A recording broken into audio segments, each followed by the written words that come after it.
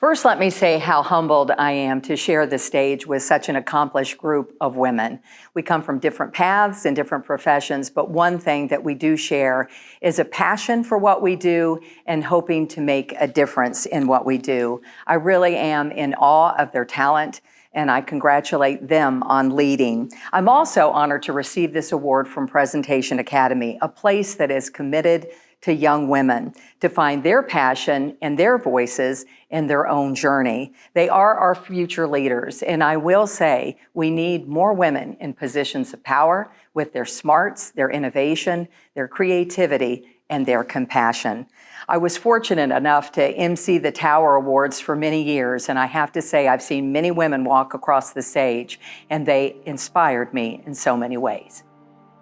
I have been lucky enough to have two professions that I've loved. One of them is being a journalist, and I was a journalist for more than 30 years here in Louisville at WHAS-TV. And to me, journalism is a public service, a true public service, to enlighten a community, to tell the stories that should be told and need to be told, and of course, to find those treasures in our own backyard.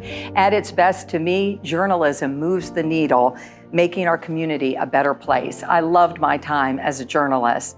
I got to tell stories, and I'm still telling stories at the Fraser History Museum. That's where we are right now.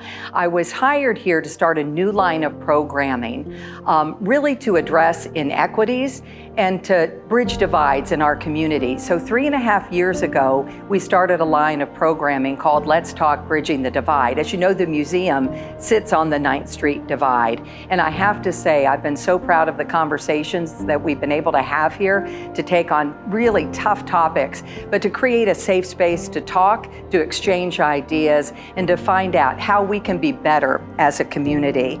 So from that, you kind of get the feel that my drivers in life are passion. As you've heard this saying, if you love what you do, you never work a day in your life, and I certainly believe that. My other would be purpose, always wanting to leave the world a better place. And my third P would be to push myself to do my best, without a doubt, that is for sure, but also to take some risks and to learn that you're never too old to learn. I have to tell you, I was almost 60 years old when I started my second chapter here at the Fraser History Museum. Was I scared? You bet, I was scared to death, but what I decided, and after talking to other people, you still do it, you just do it afraid. And that's kind of what I've learned to do a little bit. So young women of Pres, here's what I would say to you. Be passionate, find your purpose, and push. Take the reins. It's okay to be a little afraid. I promise you, your confidence will catch up. All right, as for people I need to thank, it was a teacher at Brevard Community College all those years ago who saw something in me and led me to the University of Central Florida and the field of journalism. I will never forget him. I thank my parents always, the epitome of hard work and public service. My mom, she juggled it all as a teacher, raising 4 kids, often alone because my dad was away many times as a pilot in the Air Force. How she did it all, I will never know, but it was my firsthand lesson in that women really run the show, and they do it all. So sorry, Dad. She is why I am so fierce about women, to say the least.